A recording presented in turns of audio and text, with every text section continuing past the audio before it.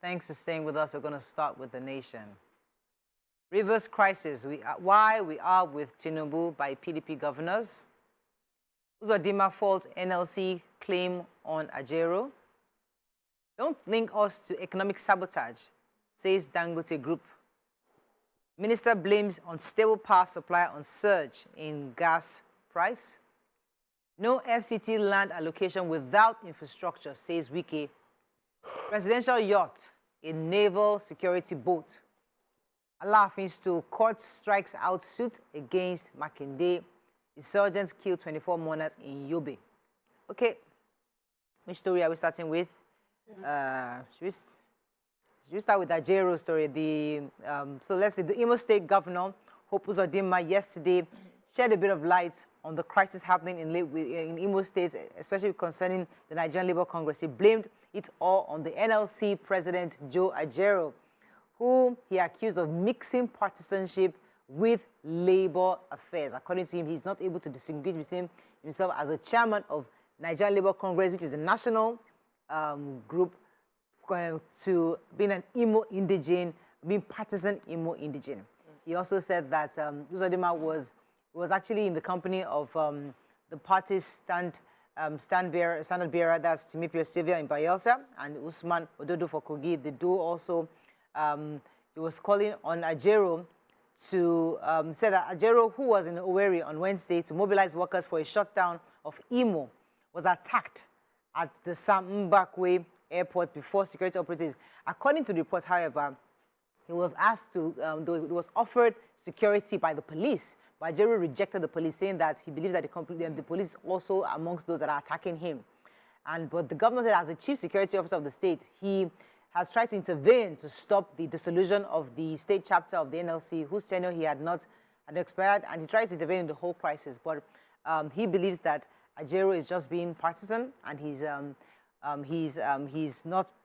just been an Imo indigene who is against his party. NLC, on the other hand, said that the injury sustained by Ajero is so gruesome that they have to fly him abroad for treatment, that there's no way he can be treated in Nigeria. According to the NLC Public Relations Officer, Benson Okpa, said that Ajero will be traveling overseas to treat the injuries he sustained during the botched workers' protests. Yeah, so because you took this story, in addition to that, they said many areas in Imo State experienced blackout because of, what happened, in reaction to what happened. So the National Union of Electricity Employers gave a direction to all their members that they should shut down electricity in the state because of this incident. And they said even their transportation, even their flights, what's this called? Why is it flying? Yeah, airports. They had a lot of cancelled flights because there was no electricity to run the business, just in response to what happened. Yeah, all right. The major headline in the nation, and the PDP Governors Forum, of course, are responding. So actually, the NGF, the Nigerian Governors Forum, had, commended the president for intervening in the crisis between the governor of Rivers State and the FCT minister. And so they heard that some Nigerians were querying or what's that word, criticizing the president for doing that. He said what he did was actually something that they consider courtesy. The forum's director general, CID, Madu Abam, says that this statement was issued by the PDP, the chairperson of the PDP Governors Forum, Bauchi's governor. And he said the president did not even wasn't even in know of what was happening in Rivers State, but the Kwara State governor, who was the chairperson of the Governors Forum, had intimated the president on what was happening and asked that he does something about it. And of course, he took leadership and he intervened in it. And they all found that commendable, that the governor of Kwara State had that initiative to inform the president of it. And the president, out of courtesy, decided to do what he did. And of course, that's brought about results. So they stand with president on what he has done. And I have Dangote Industries Limited. So the warning against some stories, and they call them spurious allegations out there, claiming that, sort of talking, alleging that they're involved in some backhanded forex deals, money laundering, And so the firm is warning against any stories that links them to any form of economic sabotage. They say that Dangote Industries described the allegations as spurious and a rehash of similar report peddled out of malice by a competitor in 2016. They said that every deal that they've always done above board. It says, for instance, letters of credit were established for construction of the various operational plants and for the purchase of heavy equipment and spares required for the takeoff of Dangote's cement plants. Terms and conditions for payment transactions were clearly spelled out in the letters of credit instruments and in line with the International Chamber of Commerce. They said that the projects, as we all know, we saw them commissioned by, government officials. They also said that concerning the forex dealings, all forex purchased in respect of our African projects expansions were fully utilized for what they were meant for. The projects for which the forex were utilized are visible for everyone to see. They also said that funds invested in their projects are legitimate capital investment in the countries, that they are set up. And the monies, forex have been repatriated, almost $576 million repatriated to Nigeria as that has helped to boost our foreign exchange earnings in Nigeria and also stabilize our forex market. So, and so on and so forth. Just trying to say that, see, all these stories that people are peddling about money laundering, they're giving them some backhanded dollars. That's not right.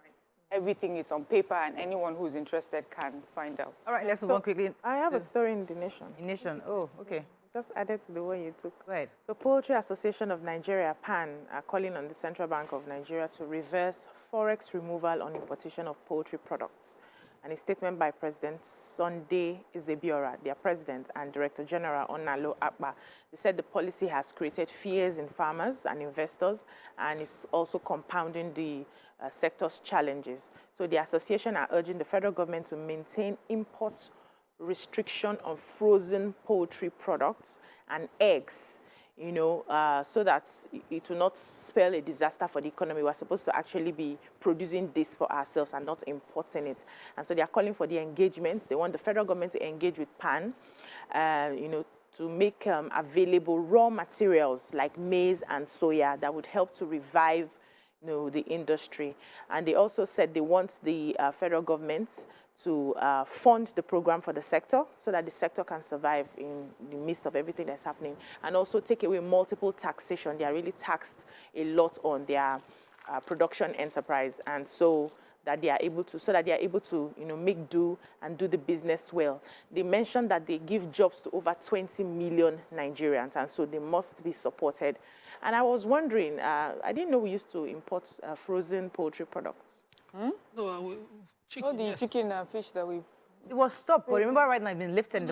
As I heard project, I was thinking of just eggs. We're still smuggling it now. Yeah, that's the yes. But back then, they were smuggling it then, but actually they had stopped officially. Local production had really gone up. Yes, we have a lot of you had options. Nigerian chickens. Yeah. In the past, we didn't have this kind of options. But So they should restrict it, yeah. Moving on now to the Punch. Reps reallocate 5 billion naira yacht vote. Navy clears Tinubu. Yaba on the overpass. Others will stop train vehicular crashes, says Sanwo-Olu. Lagos man drowns during church beach hangout. Imagine that. Tinubu demands fairness in Bayelsa, Imo, and Kogi polls. Navy bus crude theft and Lagos vandalized pipeline. Naira gains as CBN pays banks $6.7 billion forex, and NNPCL allocates 6 million barrels to Dangote refinery. Okay? Okay, so the Nigerian Navy ship Beecroft discovered, and they altered the siphoning of petrol from an oil pipeline at the Atlas Cove that belongs to the NNPCL. And the commander of the NNS Beecroft was saying that they noticed that the activities of the thieves was rampant around the Atlas Cove. They had connected hoses and suction pumps to the vandalized pipelines and were just stealing petrol from there. And so they've altered that, they've arrested them, and he noted that the activities of such economic saboteurs, they pose a serious threat to our petroleum products availability in the nation. The market is also very public, so they should look around Lagos, especially at the Mautu bus stop. All right, let's go on a quick break now. When we come back, we continue with our reviews. Stay with us, we'll be right back.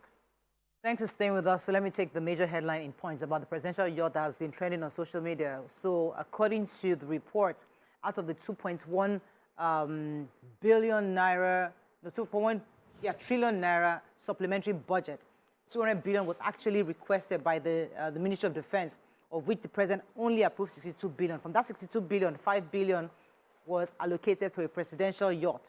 Now, the Director of Information of the Nigerian Navy, Commodore Adedotun Ayovon, has said from the report that it was a long overdue request for the replacement of the defunct presidential yacht under the former administration.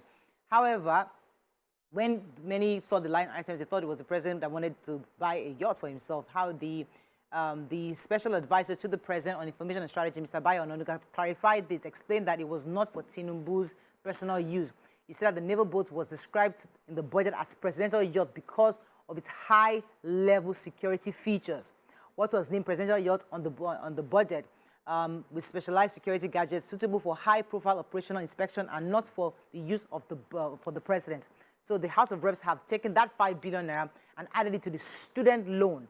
So initially the student loan was 5 billion naira, now it's 10 billion because the money allocated for the yacht has been moved then to this student loan. So what does that mean for the student loan? Would that mean more students or more accessibility? Maybe, well, I don't know. I guess we'll know, but they have 10 billion. They have more pool. Maybe more people will have access to the money. But I guess but when we then need a military because the naval, yes. I wonder, what would then? they're not, it's not supposed to be for protection of whoever is in office. We use Mami water. So they said, We don't need so another guy was saying that Tinubu was a leader who understands the economic challenges being faced by the masses, and that he gets the benefits of the ongoing reforms that would certainly lead to buoyant and improved. Pretty much saying that he understands what we're going through, and this is not the important thing for now. Yes. So understand. Yeah. Back to Lagos State, our governor yesterday unveiled the Yaba overpass at the Tejo Junction. That thing has been ongoing for a while. That bridge that's just over. Yeah, I couldn't figure it out how it's going to look, but I'll try to go there. Okay, it's so open now. Yes, it was unveiled yesterday, and the governor was saying that it's one of the 5 bridges or 4 bridges that will be constructed, and all will be between these 4 bridges cut across rail lines. Their main purpose really is to safeguard against those accidents we usually have, you know, where trains and cars collide. And we remember the sad incident earlier this year, or was it late last year? And we're hoping that he knows that this particular bridge and other bridges like it that will be coming up in the Oyimbo and Ikeja, Mushin, Yaba, Oyimbo will be coming up, and those also will further ensure the safety of Lagos residents.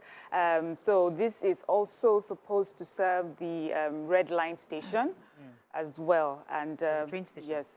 Yes. And so, well done, Lagos State. The Red Line too, hoping to be fully operational before the end of this year. So I just focus on the work and just let it, because when I listen to read, I'm thinking, am I in the same state? Some people just complaining, but go ahead. Yes, I have a human interest story. So a 34-year-old man, identified as John, has died after drowning in Elegushi Beach in Lagos State on Saturday during a church hangout. They said the church is from Ikorodu. They gathered about 35 young people to have a good time. And by the time they were leaving, they had to do a head count and realized that one person was missing. So they started looking, started searching. So somebody who saw him walking into the water said they had seen him. And then they got the divers and everybody to search for him. They didn't see him till Tuesday. This hangout happened on Saturday. They didn't find his body till Tuesday. So the body was recovered at the beach. The police is aware of it. You know, they've deposited him in the morgue already. It's just a very sad story. Really sad. You know, if you can't swim, just don't go close to water. Honestly. He may know how to swim, actually. But sometimes most of the waves. Because I even saw a particular video recently of this was abroad, of a lady who was just by the edge of the water. Obviously couldn't swim, and the waves came and carried her. And there's a way, the waves are quite strong. Very. And she was on her knees, really trying to escape, but she could not escape. Like, they had to get bodyguards to help her. So sometimes it's not even... Just avoid that swimming in open water. Vanguard. Don't go there. Electricity policy flip-flop threatens $155 million smart meters project. FCT, enough work for me. I'm not interested in River, says Wiki. Nigeria in critical condition, right? may be flown abroad, says NLC. As well. Tinubu seeks That's fair, correct. transparent polling by Bayelsa Himokogi.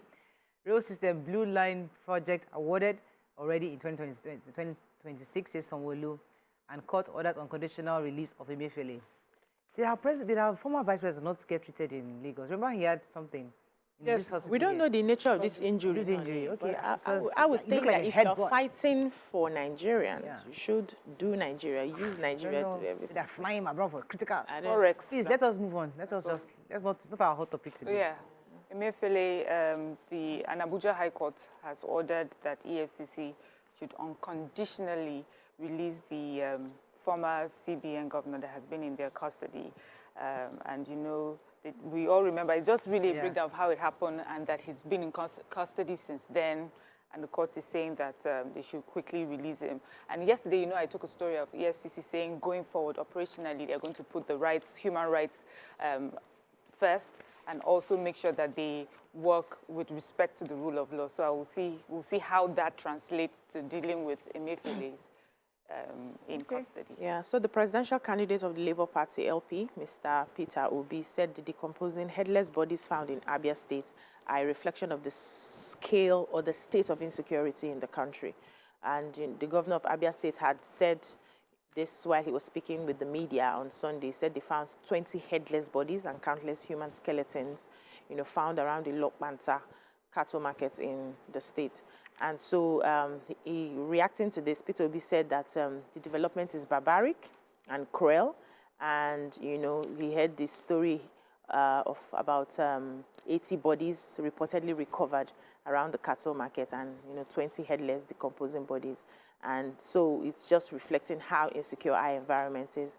And it also shows that we need to do more in terms of insecurity. So he went back to when he was a governor at the time that he was having an event with the former president, President Jonathan, where he was told that they had bodies floating in the Anambra River, and then he suspended whatever he was doing and came down to deal with the situation. Now, if we're still having this now, the government's insecurity needs to be, you know, top-notch. You know, he was criticized for not making any comment. When anything goes on in Southeast, you don't hear from Peter Obi, Yeah, so he so was criticized for he's that, so now he's responding, responding. yeah. Any other story in Vanguard? Let's move on to the Nigerian Tribune.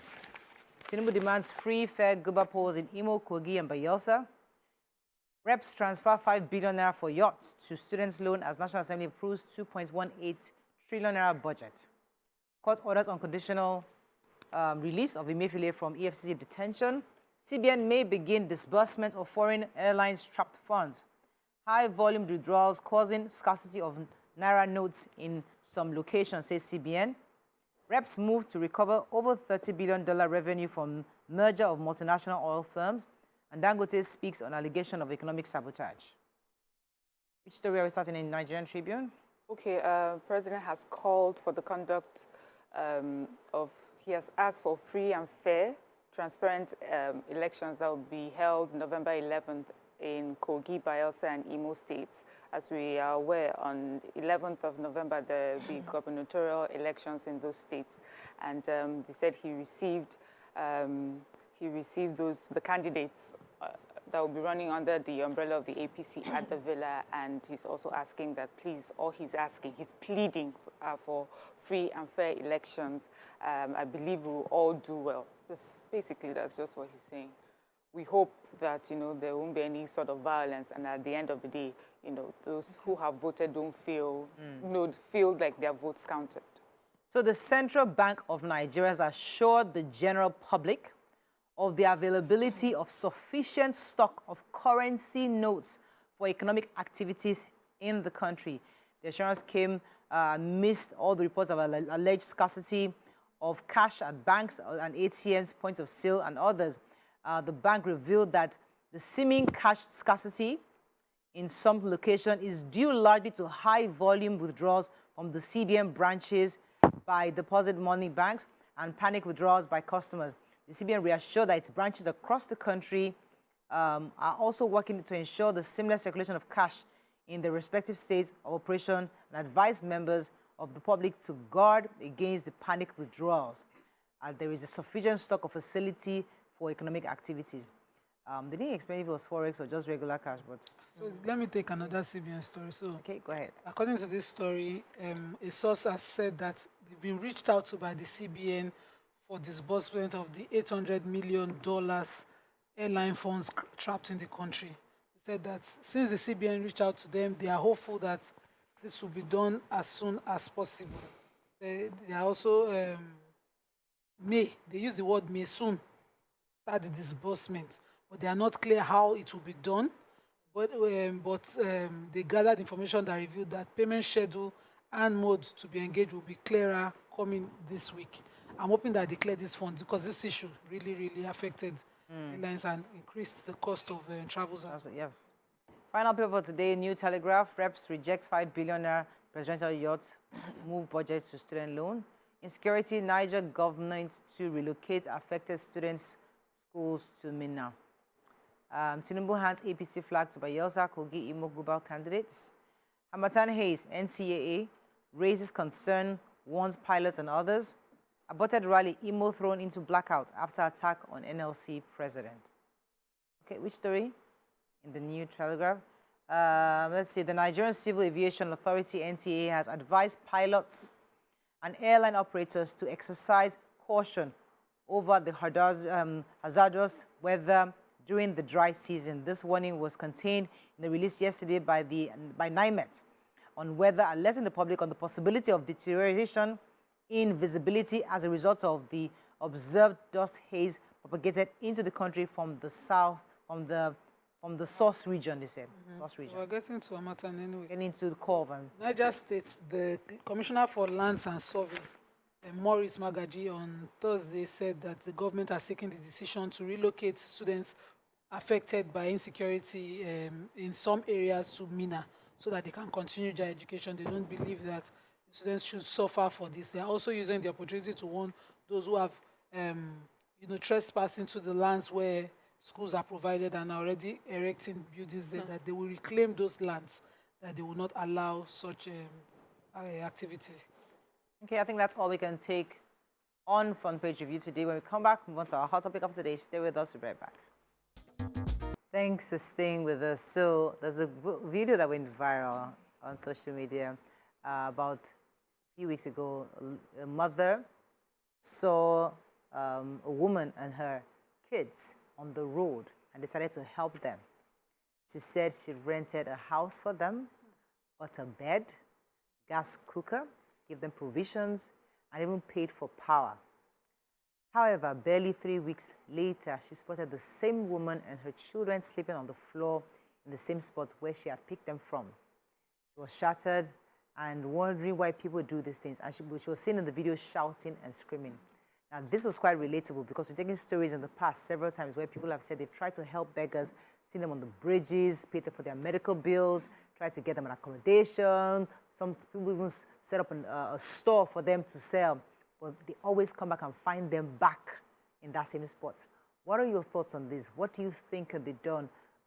What are we not doing right? What are these philanthropists doing wrongly? What could they do better to make it better so that their benevolence can be sustainable? Or how do we re-educate ourselves to do better? Please join the conversation 081-076-41679, 090-241-63440. You can also tweet to us at TVC Connect. Please hashtag YourViewTVC so we can read the tweet. So this video obviously caught everybody off board because many people felt the pain of the lady, the lady who tried to help this young lady, and you see that she would appreciate her benefactor by remaining in where she has provided for her, but she was seen back on the road. Nima, let me start with you because I know that this kind of things you can relate. I know. That's why I wanted to come to you. But what are your thoughts? It's such a painful thing. Number one, first of all, can Lagos State help me take those kids away? Okay, let me pause you because some people have not seen the video. Let them watch the video and come to you. Let's see this video. How these children come and supposed to sleep for ground? I saw them sleeping on the floor. Why? Madam, if seriously they use these children, and the business where they do, I really want to stop you. Why did you bring them upstairs? Why are they sleeping on the floor? Why did you run when you saw me? Why did you tell them to sleep on the floor this night? Why are they sleeping on the floor? I rent house for you. You carry your children, start to sleep for ground again. If I don't come here this night, I don't go say you still dey come outside, they sleep for ground. What is you they go there? Why are these children still sleeping on the floor? Because it's so my God, because it's So many criticize the woman for, why are you shouting at them? Why are you being mean? In fact, I saw somebody saying that you should have just given her money because you bought her, you got her a house, you got all this facility and stuff to use in the house, but you didn't give her enough money. Maybe that's she needed more money, that's why she came back. There's nobody that Others are, yeah. So I'm just saying that these are different things people say. That person probably is using the feet up the other way. Because you cannot fault this lady. She didn't just give her money and say, go on with your problem. She took time to say, what is that problem that you have? Maybe if things were to turn around, not for her. I don't think the lady was looking out for the adults in this case. It was the children. Because you see the emphasis, why are you using those children? Yes. So first of all, let somebody take those kids because they prey on children like that. They might not even be her kids. They might be a deceased family member. All of you, this is how we feed you. And it's a trade. You go and arrange them where pity will come. You are passing, the moment you see them, you turn, and then you try to do something. So there's a time I was driving home in Amatan, and I saw a friend's kids. I will not call her because she's someone I know very well. Sitting in the Amatan there, they had just broken that slum where they used to live, and I've always related with their mom. I went home, I saw my own kids without their sweaters. They were just there. I don't want to wear clothes. I was like, in this weather. So I went back out of, what do you need to rent a room? She said, if I see money, the moment the money was paid, she went back to the slum. And we've remained friends like that. I've just respected her slum knowledge and minded my business going forward. It's true. Because whatever comfort she's enjoying there, she will not give it up for anything. If you ask her, she say, that's where market used to move fast. That's where something used to come fast. There's nothing in the world you tell her. She won't change her mind. And if you ask for your money back, you become a wicked person. So... Let me come to you, Mariam. What are your thoughts on this? Just first of all, just well done to that young lady. As you can see, she's like a young girl, and obviously she seemed moved by the situation the children are in, and she did her best. But the truth is, all these sayings when they say you can take a horse to water, you can force it to drink, these are the sort of things that show you, how human beings think. Because it's beyond the physical. Someone else may have received this and just bounced off from that. But this woman went back to what she knows best, what she's comfortable with. No matter how traumatic the situation is, no matter how uncomfortable, no matter how, you are looking at it like this has to be the saddest situation. That is what she knows. That's what she finds, comfortable. But for me, it also shows ingratitude. If you thought this was a better life for you, why did you collect their money? Why did you enter the house that they had rented for you? If you had other problems while you were in that house, was she too far away for you to call her or try and reach her and say, okay, maybe she gave you rent, she gave you a place, but you needed money to buy? Because I hear that where some people say, I have everything, but even money to buy sanitary towel, I don't have. So maybe she could not get some small cash. Was she able to reach out to the lady again? Or was she feeling afraid that after all this, what this woman has done for me, I can't ask her for small change. Yeah. But apart from that, why will you carry those children back to the road? Why didn't you take your own self, the adult, back to the road and make sure that your children are in safety and in comfort? So really, we'll just do our best and hope that So let me just put out that I was in 2 days. 2 days after they rented her an apartment. 3 weeks. 2 days. Said not up to 3 weeks. She said she could have understood if it was up to 3 weeks, maybe they ran out of things. In 2 days, I rented a house for them. 2 days after, I saw them sleeping on the floor. I bought them bed, everything. I would give her money to start a business. And this night, I saw them sleeping on the same spot where I picked them from. This shattered my heart. It's not even up to 3 weeks. I got them a house. Okay, yeah, so 3 weeks. She saw my car and then asked the kids to stand up. Right. So that was her. BC, let me come to you. My sister, with what I know now, I've realized that there's some help I cannot give. Not because I don't have the capacity to give that help, but I'm beginning to understand how the human mind works, and I will do my best to try and just break it for us to get it. So when you can start out something just because you want to survive, and you do it over and over and over, it becomes a habit. It becomes you. It's now a part of you. To break you out of that is not 1 day, 2 days, no matter what anybody is saying, because your neural pathways are already wired in that direction. Like she said, it's become your comfortable place. That woman went back to her safe place. She went back to what she knew. You've offered her that life that you think is better for her, but that's not what she knows. She may not know how to survive. She would have to be re-engineered, retrained, her mindset reprogrammed to be able to accept this new reality. You took her away from her comfortable reality, what she's used to a new place. It will not be automatic, especially if it's already ingrained in her. So from the outside, we see it as, I gave you something, I expect you to do this work, and you're not willing, you are lazy, you are this, you are that. To that person, this is all I know. She may not be able to articulate it, but that's because so when you want to change a habit, your subconscious mind that is used to the habit will fight everything, tooth and nail, because you are taking me to an unknown terrain. I don't know how I'm going to survive here. And your subconscious mind is trying to protect you. It's trying to keep you safe in what you are familiar with. That's what is happening. When I saw that video and I saw her response, in her mind, she has not done anything now. I've not done anything. Madam, why are you? I've not. She was trying to explain her. No, I'm just saying. Looking at you can tell she may not be able to articulate it. But in her mind, like, I know you have tried for me, but this is what I know. You see, now, when we have that understanding, Morayo, sorry about that. When we have that understanding, the first thing is not to dish out money or to lift the person off that place entirely. We need to now start looking into rehabilitation of the mind for that person to move. So we're very used to when we need to, help people. We throw money at them, we lift them up, we change their clothes. Check all the people that have been lifted up in somewhat this way.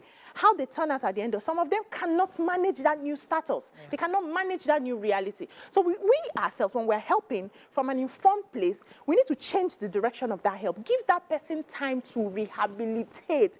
Get the mindset ready for this new reality so that when you're not putting in the resources, the person is ready to pick up from there. When you're talking, you brought me to something where even if you bring it to governance, so governments will try and build this humongous train station, world class. Nigerians that just need to get from point A, they need Kurupe is fine, just take it from point A to point B. But some of us feel like, until you, and they're like, we don't need this. I just need to get, because from my office, from my house to my shop, Kurupe can solve my problem. So all these humongous, beautiful stations that have all these things is not what I need. I mean, I'm just trying to juxtapose that to reality, how we try to do so much based on what we see.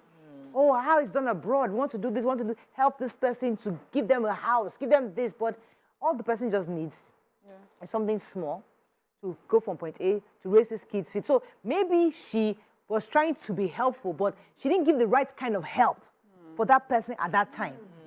So for her, Okay, go on. okay, so with her, I would not even put all that pressure on her. She did what she could do with the resources that she had. A lot of resources. With compassion in her heart, do you understand? Empathy, and that's what she did. But, for countries that practice social services properly, that do it, it's a process.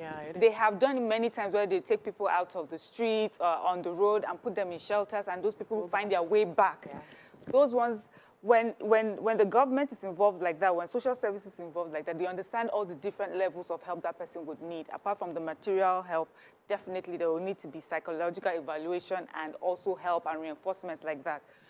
Poor girl, all she was thinking is, I need to get these children off the streets, And so you now hope that after she's done that, the mother too will have some sort of compassion for her children and keep them in a safe place. After all, we've seen really poor people who will look for one little corner, hide their children, and say, whatever suffer I need to suffer, that needs to be done, I will go through it so that I keep my children safe. So I guess we need to understand the mindset of this woman who thinks it's safer for her children to be on the road, especially at that time of the night, than to be in a safe place that has been provided for them. If she was hungry, if they were hungry, why didn't she think of leave them in this safe, even animals, chicks, hens and chicks. If in a dangerous situation, they'll look for a hole, put their chicks there, and they'll be the one out there. I mean, that's how you would think a mother would behave. But when a mother puts her children out there as well, you're thinking, okay, what is going on mentally with her? So in this video, we are giving too much credit to this mother. This is a criminal-minded person who preys on kind people. See, Could also be that. she will open shop tomorrow morning because she preys on kind people, on your kindness. When you're going, they'll see them, they'll knock on the door, they'll come, they'll show you the worst side of their pain. Some even these guys, on that our trade fair, some did costume. Put breast, that was, opened it in the sun. I was wondering, if somebody has breast cancer, true, can you spread yourself in the sun? Like, as in, I went into trade fair. Trade fair can be a busy market. Yeah. And before I would finish shopping that time, tomorrow was like a day before Salah, before I would finish shopping, it was about 4 or 6 hours. And I came out, and the person was still lying down. Possible. You cannot be sick. It has to be costume. And true, later they said they beat somebody up in the area for doing that. You know, people like that are wired like that. There's no help you do to them, you'll be the guilty person. Omar Jebini, if you do anything for them, because they believe it's faster to make money that way. Well, can that be a career, Nima? Let's put it this way. Listen. Why? You see, if begging has solved my problem, that's all just like you said, that's all I have known all my life. If you like, give me house, give me car, give me stove. I'm not interested. I will appreciate it, though. But that begging is my own car. I have perfected it. They don't accept, just as we said, but you see them, they will accept a bigger help. She has house. Because they have bigger houses. Let me tell you a funny story. When we were little, a family friend of mine came from the north to Lagos, and they were looking for their grandmother. They were saying this story of how their grandmother was traveling to Lagos with a friend, and they just said she was missing. So they started a search party only to find the woman somewhere in Agege. That friend that brought her to Lagos inducted her into a begging, and the woman was saying, no, I want to see my kids. That's why I followed you. I want to visit my children and surprise them. She did not see those children in 3 months. That her friend would tell her if she doesn't do what she wants, she would hammer. The woman will sit every day. All the money she will collect, she will give her friend. It's a syndicate. These people, see, when you see the worst of them, the heaviest hammer you have, if I were this girl, I'll get her arrested. Number one, get social services, because there's one in Lagos under the Ministry of Youth and Sport to get those kids. Then the woman herself, her body go pain. Let me go and break. Come back. You go continue. Stay with us. We'll be right back. We're still discussing this matter. Bisi, let me come to you, because, you see, as much as I understand the emotions the woman was expressing, but many went for her saying that was too, she was being too, she was shouting too much, first of all, and that maybe she overdid it. Maybe that's not the kind of help that woman needed. That, you know, her reaction itself shows that she was probably doing it for a different reason, and the fact that it wasn't being recorded, you know. What are your thoughts? Because they said, why would you record if you really care about her welfare and her well-being? You won't be recording this. What are your thoughts on what you say that? Recording or no record, that one doesn't matter. If I can record my good times, I can record my bad times. If I can record my anger, I can record my joy. That one is a different ball game, totally. For me, what I see is disappointment. Yeah. She was disappointed at the outcome. She was disappointed that the woman who she felt she was helping would go back to her vomit. She was disappointed that this is me offering you a better life. Why don't you take it? It's just the way they say God is disappointed when he says, choose life so that you will live. But there are some people who still go for death. Some people still go for sin. And he's looking to say, but I'm giving you a better, can't you see? But unfortunately, she cannot see, because she only see from where she is. And I personally believe that every woman or every man who begs on the street is criminally minded. Because from that begging, any other thing can happen on the streets. There are sometimes people need things. We have family members who need things. We have people who need things, who would go, and instead of begging for food or money, they will tell you, what can I do? Can I wash? Can I cook? Can I sweep? But if you resort to begging on the street and it becomes a livelihood, you are a criminal. And every criminal also needs a rehabilitation of the mind. What makes you a criminal is because your mind is not functioning properly. It's functioning the opposite. So you need a rehabilitation. The beggar on the street, the mind is functioning. Instead of thinking of what can I do with my hands? That woman is able-bodied, leg no dey pain am, hand no dey pain am, teeth no dey pain am. She can walk. What can I wash clothes for people and earn a living? She decides to beg. She's criminally minded, and so she needs a rehabilitation of the mind. We need to, that also reminded me of, there was this church that used to do miracles sometime, And there was this man. Happy boys, Abby. Those ones they took to save. No, not that. This one, miracles. You know, those, they heal the cripple and all of that. So I don't know if it's a skit or if it's real, but then this cripple was healed. You know, he used to beg. He would just sit there and be begging, and people would give him things. And when he was healed, and, you know, pastor said, go, stand up and walk. And he stood up and he walked. Everybody jubilated. He held the pastor's shirt too. Where's my work? He said, I won't have money again. Nobody will give me money again. Nobody. So the pastor helped to rescue and give salvation, but he preferred to be in the mud because that was all he knew, all he wanted to do. So we, in our helping, we need to be wise. So that's what I want to, that's what I wanted to go to. How, therefore, do we help? Let me take this call, and I'll come to that. Good morning. Thanks for calling. Good morning. You're live. Go ahead, please. Yeah. Actually, to what, because I'm listening to everything that you've been discussing so far.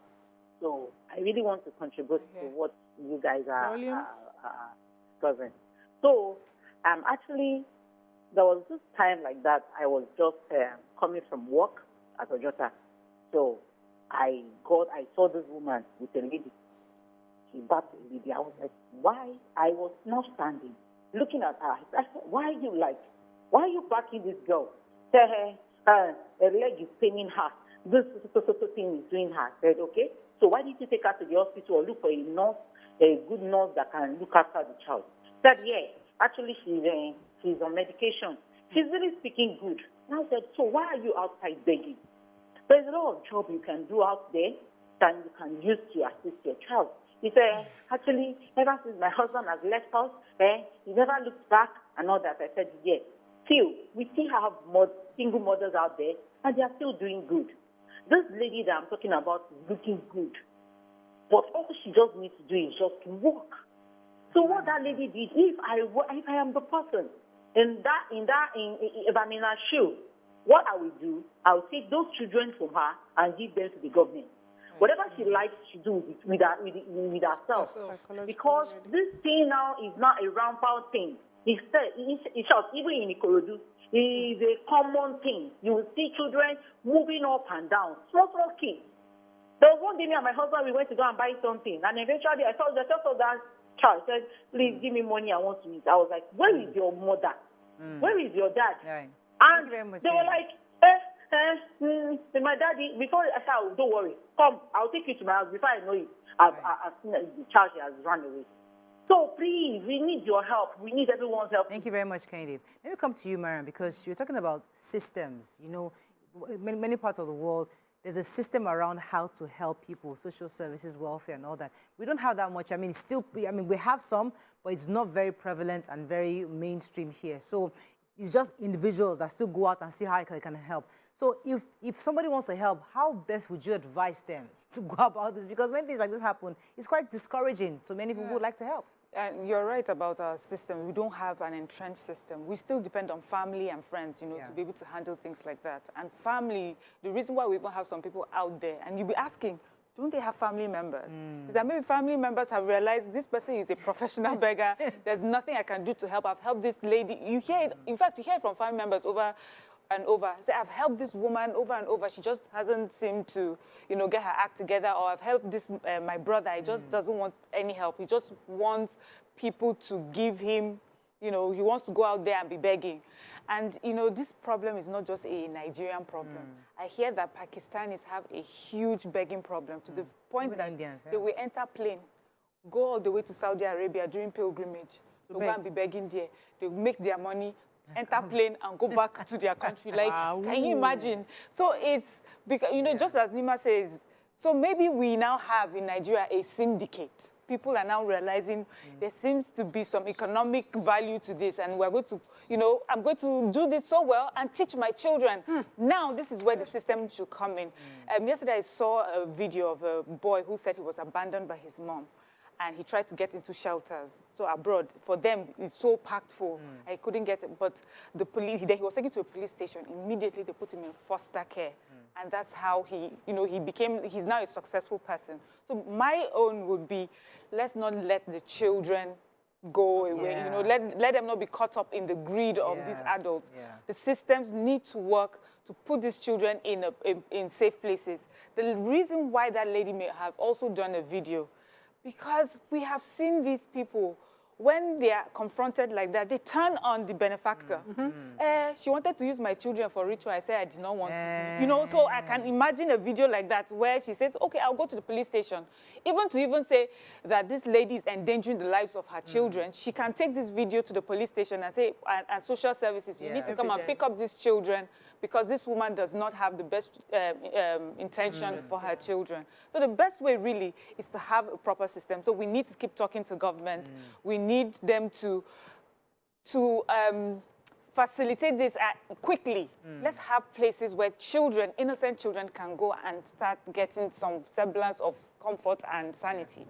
All right, let me take this call. Good morning. Thanks for calling. Hello. You're live. Go ahead, please. This is my first time calling from UK. Welcome to the show. And thank you. You're listening to the TV. Please don't listen to me directly. It's delayed. No, I'm not listening to the TV. I'm not. Okay, go ahead. So, the lady that you actually showed video clip, I'm surprised to see her because I just came back from Nigeria. But actually saw the lady. My son came to Nigeria for the money. Okay, it's hard to hear you. You're on speaker. It's hard to hear you. Oh, I'm so sorry, Tokwe. Please try to call in. Okay, so yes. For those saying that, you know, why did she do a video? Nobody saw the video of when she helped the woman. Yes. So she's not a video person, but this kind of competition, just like Miriam said, you need to document it. Yes, sir. And before they will spin it on you. You know, she even tried to talk back. You see that she was trying to get her explain. She was trying to explain. The same thing. They catch you for not explain. You won't explain. They catch you for this kind of thing. You still have explanation. And you get chest, get liver. You know, the woman needed to document this confrontation because going back, she said when she saw her car, just, you know, the story just shows how criminally minded this woman is. She doesn't care how the children survive.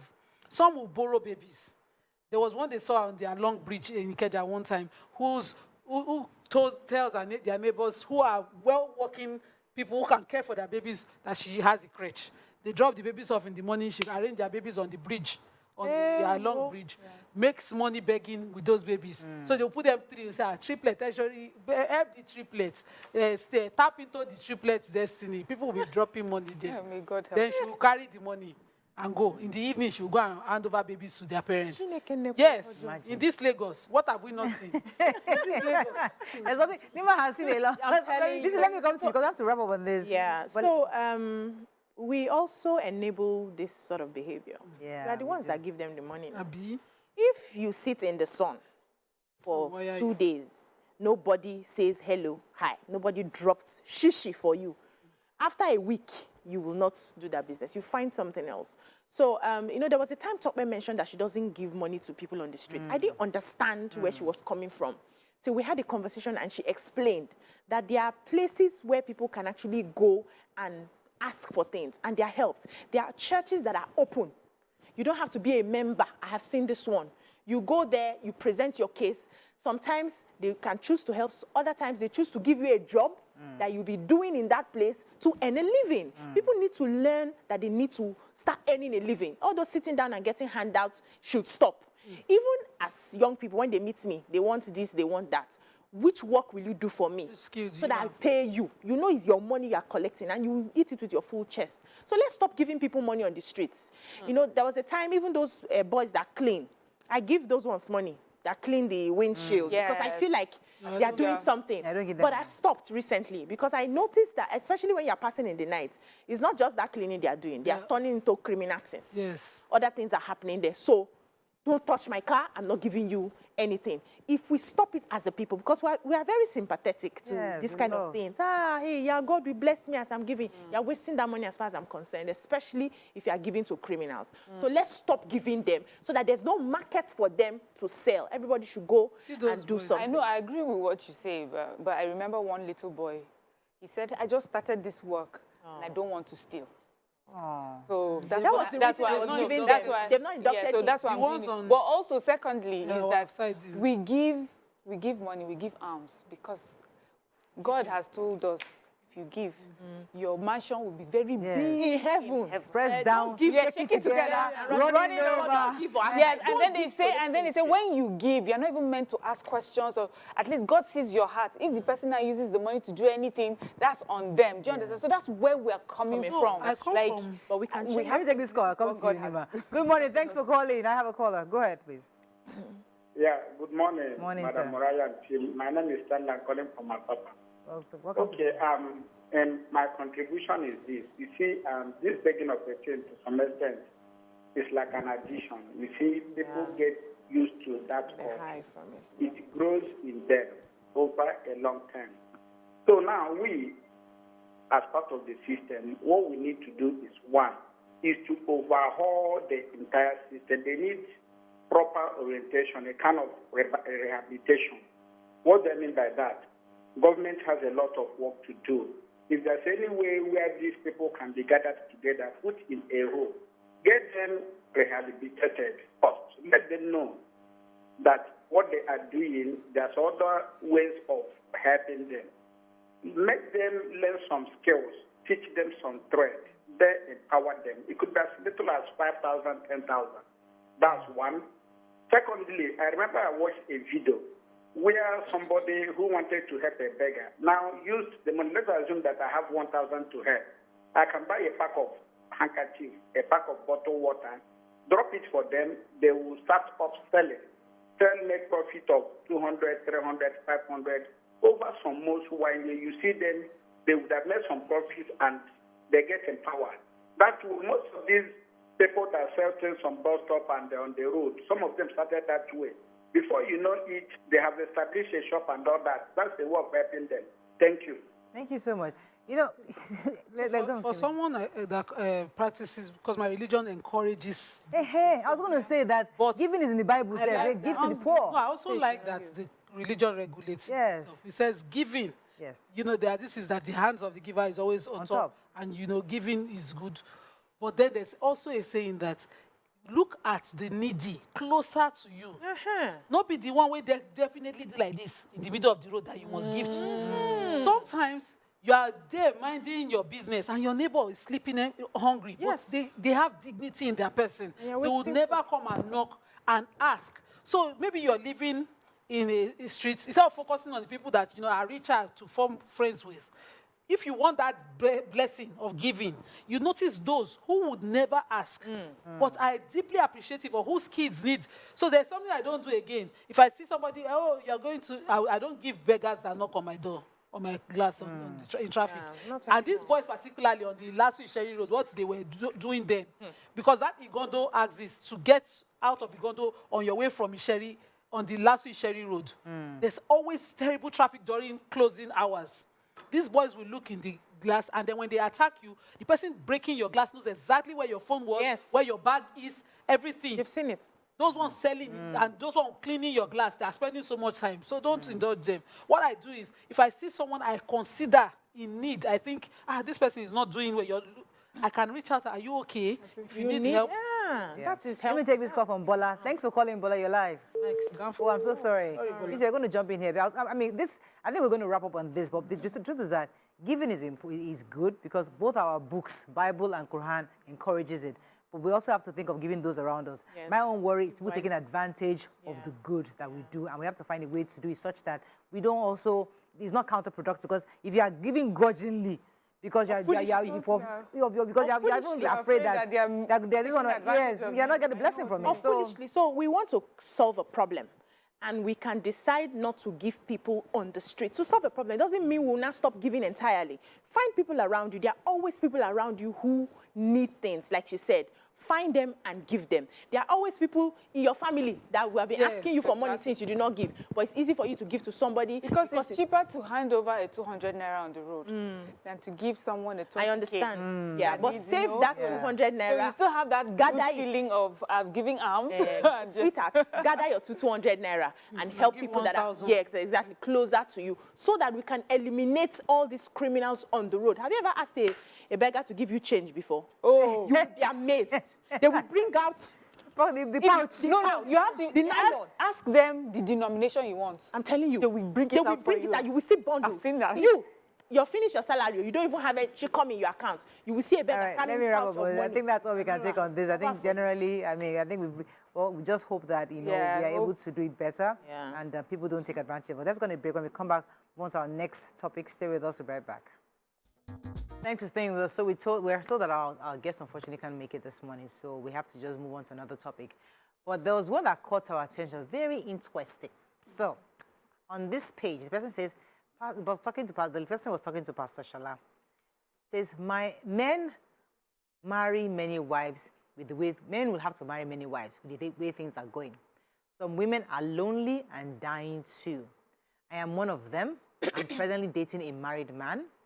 He is taking good care of his wife and likewise myself.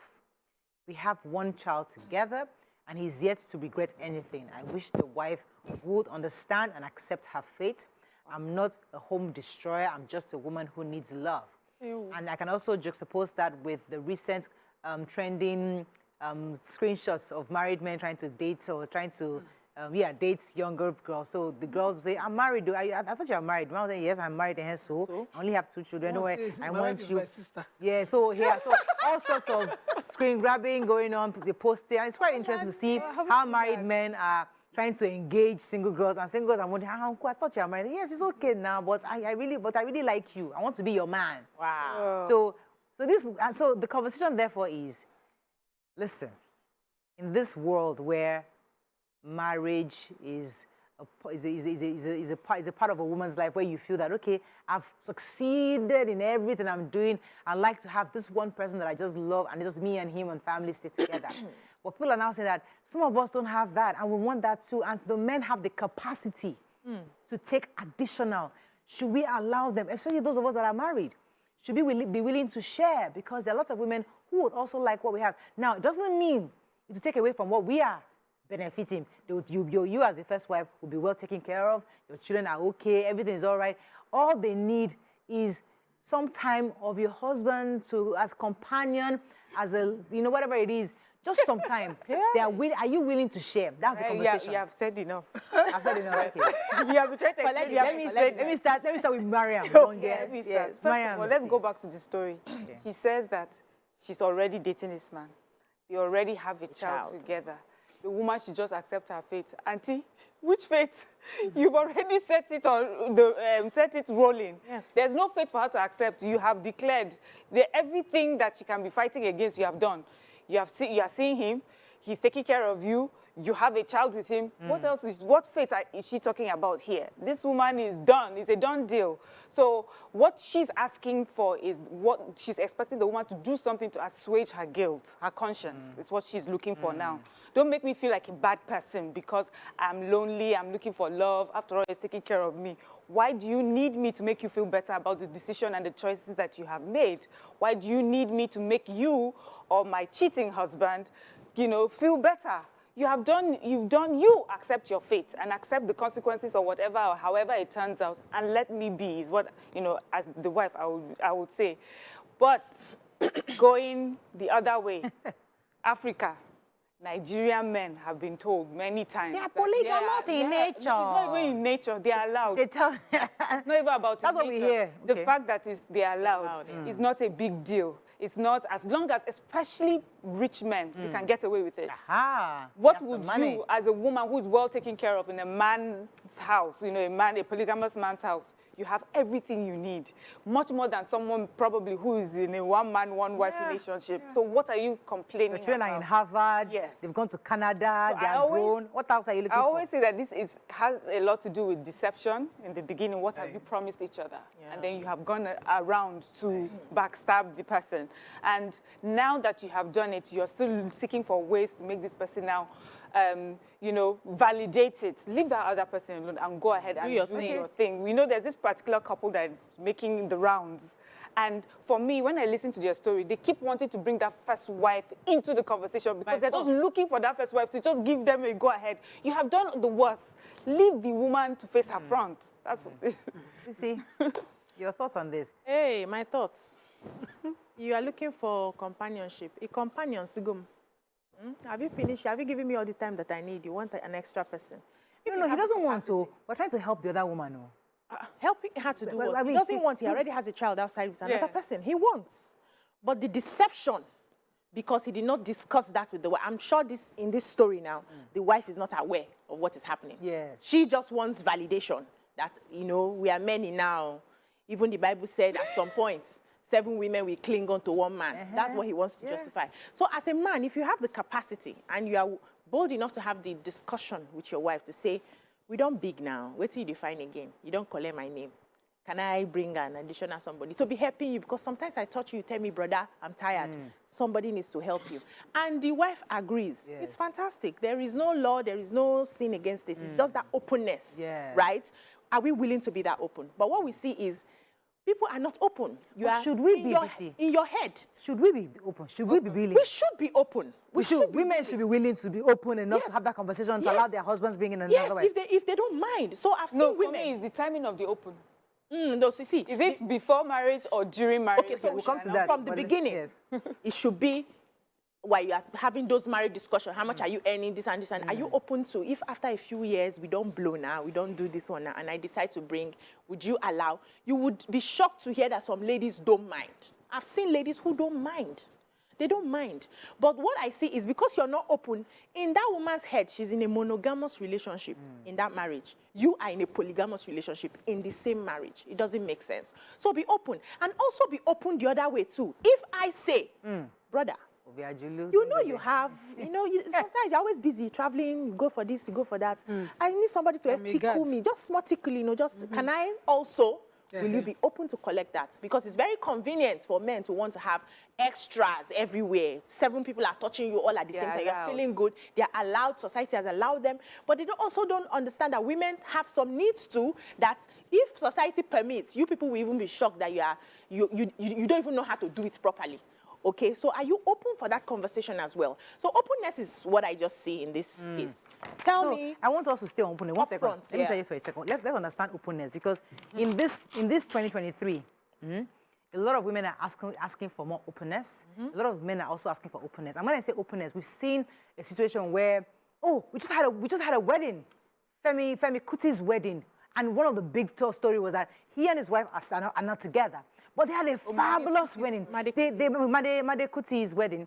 They had a fabulous wedding, and it was such a beautiful, way to see a man and a woman who are not together, and they came in as father and mother, and they're still raising their son together. All the intricacies of that kind of, the complexities of that kind of relationship was never seen or never known to the public, because they manage it well. So the point is that if you're a man or if you're a woman, are you willing to say, you know what? Let me allow, if my husband wants to allow it, it's okay. We are fine. When we are together, we're still together. The same way the woman that is in Mr. Femi's life right now was there, happy. She was dancing, also happy. She's this family. So we can all have a nice polygamous structure that is not the usual one and still be happy. Look how you guys staring at me as if I'm friends. It's strange. You're just doing... I'm telling you. Because it is possible. I think we complicate matters when we make it look as if man, wife, children, that's it. It's because you're on the outside, right? So let's enter the inside. How are we sticking to this story, Nima? Let us expand it to the people around us. Yeah, openness. Openness is subjective. Right? There's some openness I cannot open. But this lady is very entitled. And until you are there, you don't understand. There's a very popular celebrity who says, yeah, I'm using the man for now, when I'm done. To a wife I am married now. I've grew up prepared for polygamy. In fact, in my entire extended family, my father was the only monogamous person. All my uncles, at least 2 part-time. So I've always prepared my mind for it. But now, I look at it from that sacrifice of that first wife, what it takes to build a man. We were sharing pictures, myself and Miriam, of when our husbands were in the university, or probably when you met them, the kind of, the man that I have now, I have worked hard. Do you understand? It would be disrespectful to me, for one woman to tell me I should accept faith. If it's not that we are mature, If you put it in Gidigbo, I will beat blue black. Yes. Nima, I will put that's not you. That's not you. Wait, That's now hard. that mouth that you used to tell me to accept faith, I will put sand inside. Yeah, I'm That's telling you. talking. Can I Because go field? what audacity? How dare you? If you met him when I met him, if he toasted you, will you agree? You would be saying, what do you have? What do you have? But when this soup don't join, But they say life, that's when you see all these helpers. Nima, they say life is too short. I am from a place where my husband can marry for, so understand me. Yeah, I understand you. What I am emphatic about is that whoever is going to be that assistant, he must understand that under no place can you disrespect me. It should not be. It's not even possible that you stand where I'm standing and you open your mouth anyhow. When you come, you say, Mommy. You say, Mama, kill me again. When you come in, you say, Shetiri, Mommy. You will never use Respect, yeah. Extreme respect, because I made the man that you are looking at now. I married him when you were not there. We worked hard to build whatever you are seeing. Yeah. I had this one close-up family member experience where the man was retiring and was like, I've always been, my father was polygamous. I must follow my father. I must follow my father. And we know, all of us that were family friends know how that first wife suffered, made sure they had a house for their kids, made sure she was building investment. She made sure everything. One of such investments, this small wife went there. It's our joint property. Yeah. Let me tell you, all this your greed. And she was talking back at that woman. I took all the control for me not to even enter the place and give her one punch. Because it's hurtful. It's a mental torture for that woman to have to go through that. After all I have done, you allow this tiny thing to come and stand, and you accept it and tell me I should accept Nima, it. My mother's Nima, wait. Okay, wait, let me stay on Nima. Nima, let me stay on you for a second. I hear you, and that what you said, I get it. But there's a man who say, for my mental health, what I have needs also. My first wife can't meet those needs anymore for whatever reason. And they say, mental, I want to be happy. In life, at the end of the day, it's about happiness, peace, and joy. You get to a point in your life where it's not about, pay school fees.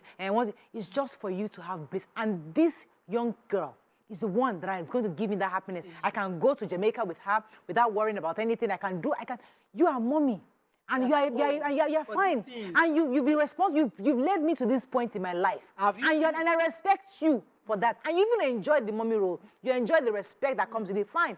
I am a 65-year-old man. I want to live. I have worked all my life, and I need a young woman. Why are we so advanced to this? And just as BC asked, maybe I'm no vex, just as BC asked, if tables turned, the man becomes so old, because we know one illness, prostate, that disables men so much. So that it disables men, if you have not seen it. Not all men, please. But some, it disables men so much. It takes away their dignity, all of that. Let it now be the stage where the woman say, I just want to be free. It's because it's a selfish mentality for you to say.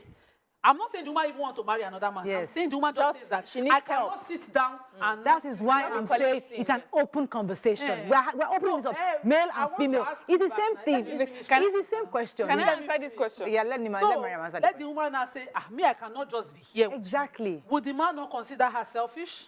But let me... You have used her youth, but you just need a younger person because she's no longer young. Okay, let's introduce karma into this conversation. You see that fight of prostate is not your fight. It's the young one that comes in now. He will now be fighting with the one that he has left you for, with that one, because he will be telling the younger one, after all Nima did for me, I still brought you. Now, because I can't function, you want to leave me. That is where you will wear your gele and you will dance around the house, because it will happen. So for whatever decision you take, the answer is waiting for you in front. And that's where a lot of women have always done, our mothers, our grandmothers. They know that life does not end at the end of this decision that you have taken. You will meet your match in front. And many times they have met, they've met that. But then there's some women who have also made this a financial decision. Okay, you decide you're going, but this is what we have accumulated in the years that we've been together. If you're bringing someone in here, this is what I want. And you find people, they write out wills to say that this is definitely for you and your children. You find that that sort of woman and her children seem to have first place when it comes, if this is a wealthy person. And women also, they compensate, whether we like it or not. Women, I don't think that women and wired or naturally wired to be with different men at different times or at the same time. Like you have one person to take care of these needs. We really want like the best man for us to be the person that we're with. And so we can't use that, you know, to counter a man, where a man that says, oh, I want to be with more than one woman, or I want to be with another woman. We really don't want to also put ourselves in a position where we have several men. I think women that do that, they just, you know, they do that against their nature. You know, so they don't get the satisfaction a man would get from being in a polygamous situation. So if you don't, what the woman, mostly you don't know that. Mostly, Lagos women. So what women I know women want is you see that security, that comfort. If there's money involved, I want that money here. Yeah. You know, and then the respect that you want. I think Yoruba people do that a lot. Where the younger wives, you would see openly respect, she kneels down to greet, but not in other places. So in other Let me take this call from Abayomi is calling from Abia State. Good morning, Abayomi. Thanks for calling. You're live. Oh, I'm so sorry for keeping you. You see, when my mom died, you know, when you bury somebody, I don't know, when you bury somebody and you see how life is, how futile all these how fickle life is, and how we make mountains out of things that are really nothing. You begin to see life in a different way. That, okay, all this, I can't take it. He cannot be. He's my husband. He's my wife. Everything ends there. Yeah. At the end of it all. So we're all going 6 feet under many years. So my point is, somebody just wants that feeling of joy and happiness, which your spouse is willing to give. With that, and not at your detriment, because you will still be totally cared for. And respected. Why are we not willing to share? Because at the end of the day, we are all still going into this array, as they say in the Yoruba language. So, you know, in my place, back in the day, we had women who would arrange and bring babes for their husbands. It was a practice in our local, those days. It was a practice. But with Christianity and modernity, the monogamous thing now became like it's the way God wanted it to be, you know. But it was a practice. Your husband is liking somebody. Your husband will tell you, I like her. Should we marry her? Should we bring her? Honestly, it should the first wife must have a buy-in. Then she will now go and do the toasting. You will hear in Igbo land, they say, it's the wife that marries the second wife, like munyem and munye, munyem. So she's like the wife of the first wife. So she goes and marries her, and they are living happily ever after. What I will always say is it your deal breaker? Can you live with it? I've seen young girls that say, I don't mind, as long as I'm well taken care of. I face my work, I face my this, and he gives me my time. He says he's coming every 2 weeks to be with me. He comes and he's with me. When I finished the MBGN back in the day, there was one of us who married this man who already had a family, and they had an arrangement. You come over, you stay with me, you go home. They are still happily married though. She married way before me. She's done, she's done over 25 years. I'm not joking, in the marriage, and they're still happy. The man is still maintaining the two sections. But it's not marriage. You want to... No, he married properly. Married her properly. They had married that one, married her again. You know how they do those things, and you will not do cuts for both of them. Yeah, married her. They paid bride price for her. She was a beauty queen. She still, her kids are grown, and the last time I saw them, I was like, wow, you know, they are still happily in that situation. So let's not assume for everybody that we are pepper body like me and Nima, because me and Nima are naturally pepper body. We will not, except the woman wants to buy. So we will not allow. That's one. No. That's what you say. Wait, the second thing I wanted to say in response to Miriam is, we don't know if the roles were reversed, if women would love this, because over time society had deprived them. Society had taken that away from them, taking the power away from them. And so even those who find themselves doing it, having multiple men, would either do it in secret. There's a lot of shame around it. So we don't know. So women now had to learn manipulation and being cunning to be able to even get their way at all in some of these things. We don't know if we open it. And the world is opening so much. Look around you. Women are doing it with their full chest and enjoying it. Let me come to one of my... We cannot say that it's not... They're doing really it for retaliation. It's not really for a woman. That's what I'm saying. Some women... No retaliation. A lot of things happening Miriam, it's not retaliation. The way the society has always treated women. It's not retaliation. It's not retaliation. Women are more bold these days. Now, I think more women are saying, I know what I want. you know? Because I've said it here several times. Many of us married for different reasons. Yeah. You married because either they arranged it, your parents introduced you to somebody, you met somebody, or maybe you just say, I'm 40 years old, I want to just marry somebody, not because out of love. And then you get to a point where the real love of your heart now shows up from somewhere. Now you realize, oh my goodness, I married this man because, okay, I had to just settle down. I was this age and I met him and he was a good man. And then the man who you fell in love with shows up from somewhere 20, 15 years down the line. What? You tell brother, you know what, I gotta go, you know? Exactly. So I gotta go away from you. Not I gotta have both of you. But some women are managing. No, that's what I'm telling you, that women, we tend, when a woman does many, not necessarily in retaliation to just what was done to her, just like society is evolving that way because of how we've seen, you know, maybe the unfairness towards women. Yeah. And so, but in fact, there are studies, data shows that women like to go for, in even pack of animals, the woman, what she finds the most attractive is the man that stands out, the alpha male. Yeah. She's not looking for alphas. She's looking for the one that stands out for her. A man is looking for them all around. So that's how we are naturally wired. Yeah, our happiness does not come in dealing with different men at the same time. Let me take Hassan. Let me take Hassan. Hassan will hold it for a while. Good morning, Hassan. Thanks for calling. Good morning, everybody. You're live. Go ahead, please. You see, it's easier said than done. You see, this issue of a woman, a married woman, allowing another woman to come in. Even we as Muslims, our Muslim sisters, you know, they are not even in a position to come with that reality because it's a natural thing. You see, you are seeing spiritual and you are seeing nature. It's much more a struggle between spirituality and nature. So that is the situation. Obiajulu, you see, you mentioned something that you have already collected my name, so allow this one to come in. I don't see it happening. And this question about woman allowing another woman from outside to come in, that question is for all of you sitting down there. All of you to answer it. Because I don't see any one of you allowing it to happen.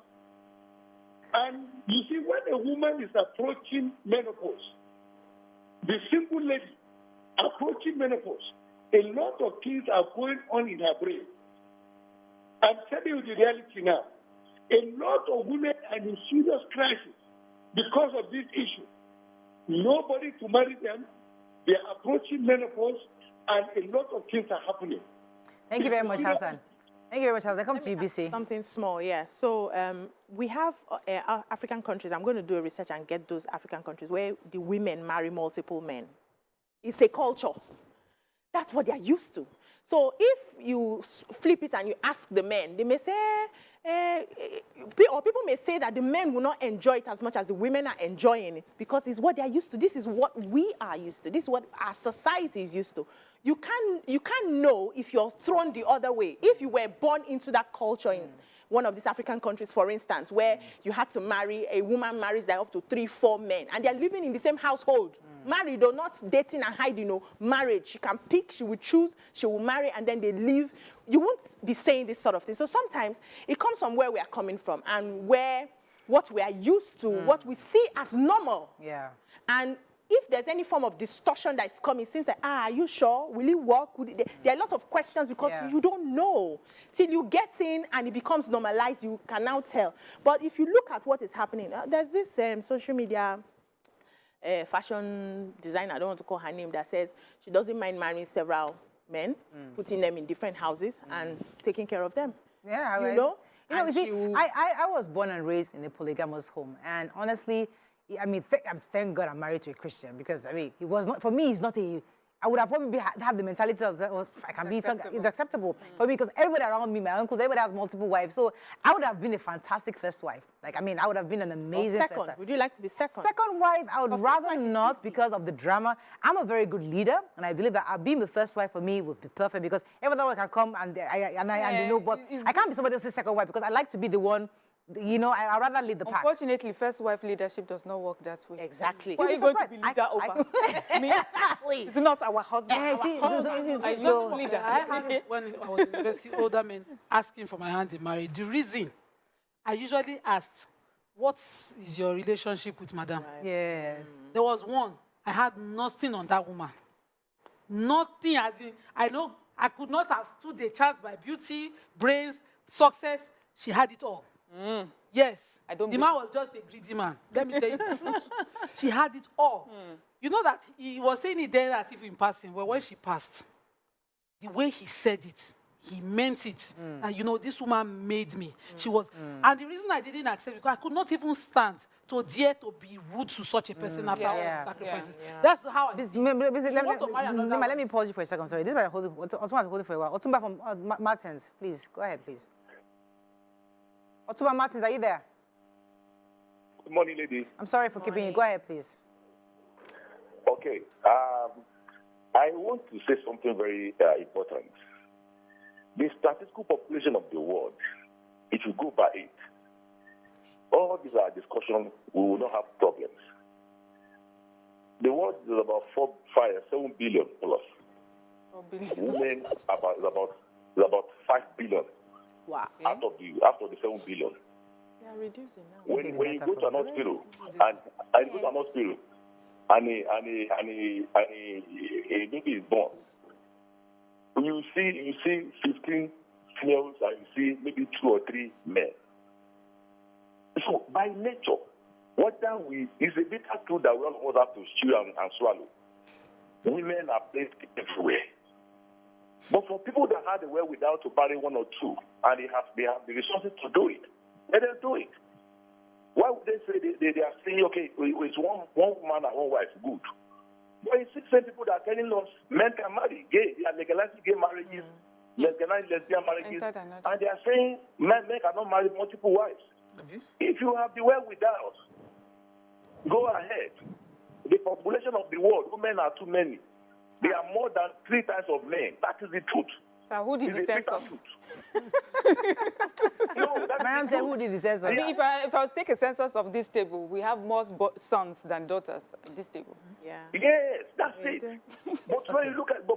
Thank you very much, Mr. Martin. I appreciate your view this morning. Nima, let me come back to you. My emphasis is not don't marry multiple wives. My emphasis is how you treat the wife. Existing wife. For those men who say, I have the chest, then they will sit back and allow somebody get deeply destroyed by your continuous, either your omission to take action. Or Nima, can the first wife ever be truly happy? Yes, some are. Some are. Some truly. My grandma was the 3rd wife, and she served her 2 senior wives till she died. I don't like... Was she happy? She had to serve. She was a 14-year-old bride. What could she have done? She was an orphan. The way the economic empowerment was to be, go and marry. Was she happy? So she landed there. She would farm. She would harvest. They would share equally to them because they were sick. She cared for their kids. So one of those were the tradition in those days. My grandma wasn't happy because she was serving. But the question is, was the first wives displeased with her? No, they were not. They were not. They were not. And the truth is, they were not made to seem like you had no say, you have no choice. What we see today is the men will say, your body to pepper you, you will kill yourself. And the woman will be wondering, where are we coming from? Even in my religion, you are made to understand that promise of the bed. Whatever you gave to her, whatever promise you gave her, you cannot sign a contract to a woman that I will not marry another wife and then go and do it and say, who the hell is she? Even in Islam. Even in Islam. So people will just abuse it. The abuse is what I cannot stand. I will not stand for it. It might be my own deal breaker to get out. But let me take Yakub. I'll come to you, BC. I will allow you marry. Don't bring your wife to come and be riding my head. Yakub, thanks for calling. You're live. I'm leaving his room. Morayo, good morning. Good morning. And good morning to everyone. Good morning. This topic is a very, very important one, Morayo. You see, until you find yourself in that kind of situation as a woman, Morayo, this thing is so rampant. I'm a man, I know what I'm talking about. Okay. It's interesting to you to know that there's from a woman, they don't even need man's money, they don't need your resources whatsoever. Especially, there is one particular sector in this country today, if I'm permitted to mention that, it's bankers. Let me even mention it. Those ladies in the bank, they have the resources. They have what it takes to take anything in terms of responsibility.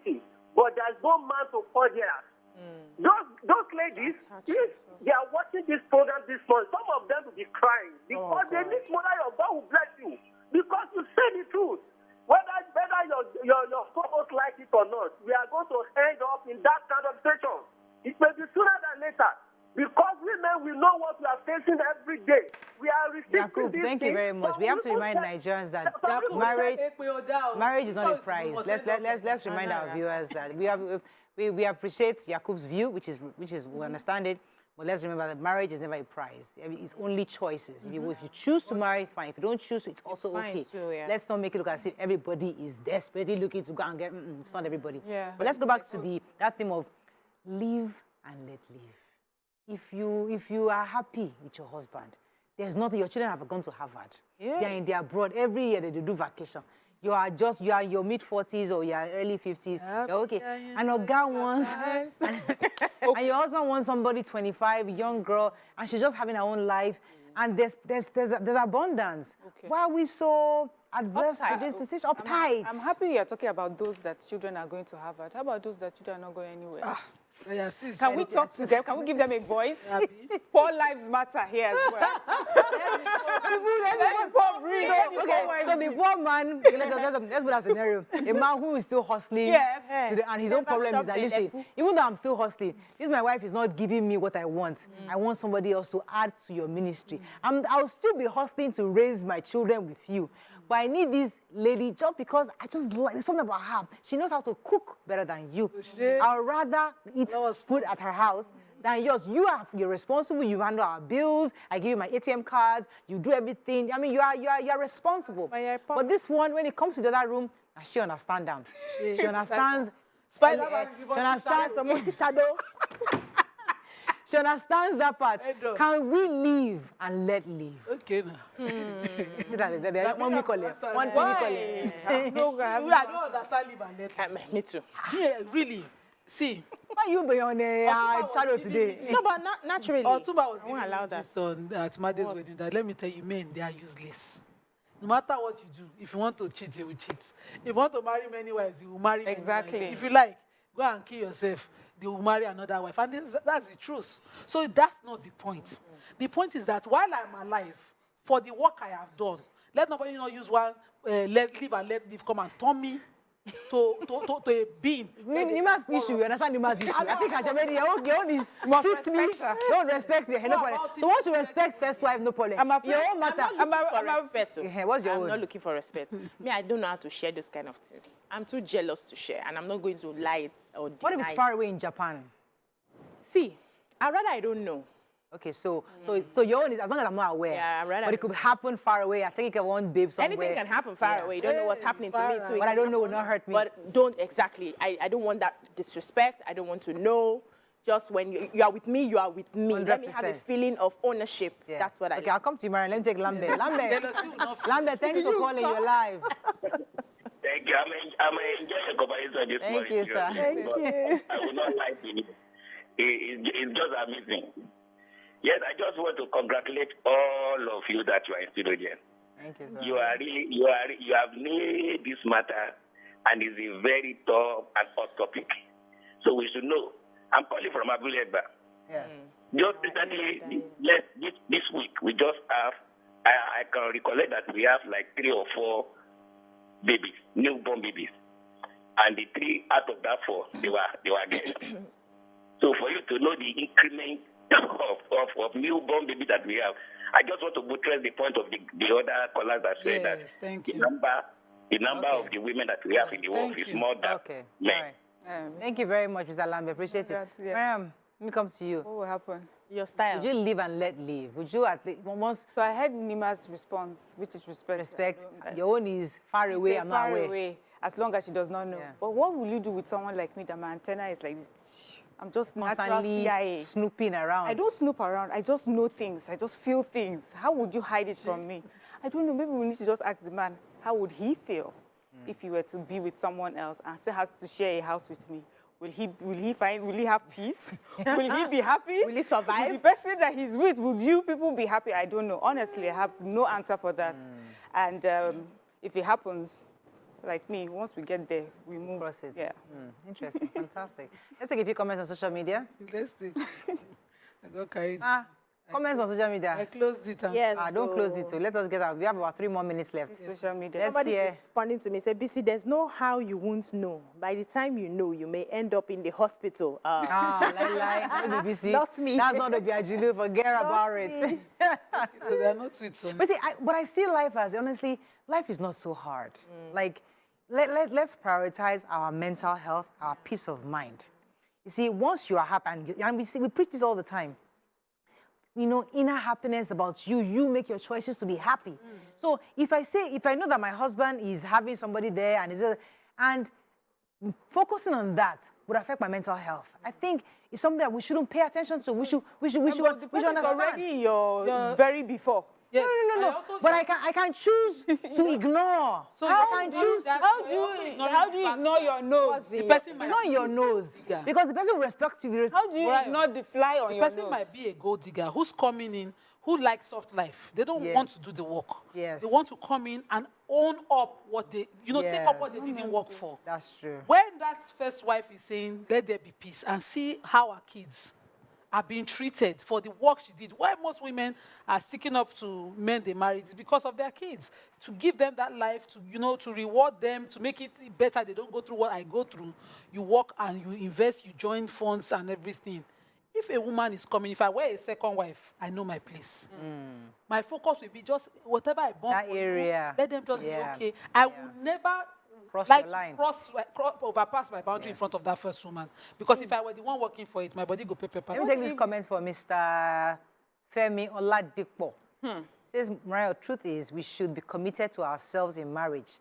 There are out-of-school children in Nigeria, lots of them. It's convenient to say women are more than men, blah, blah, blah. Good morning. To just say that you stop acting as if women are so much more. Let me see another comment here. Okay, go ahead. Any other? Yes, so I wanted to say that to have me and want somebody else, you must be Superman, because I'm a handful. So I don't know the space you want to have, the energy you want to use for the other person. I will drain your energy. I will collect everything. I will suck it. I will take it. You understand? So if you still coming out. if you still have the mind, in a child, you see the other person.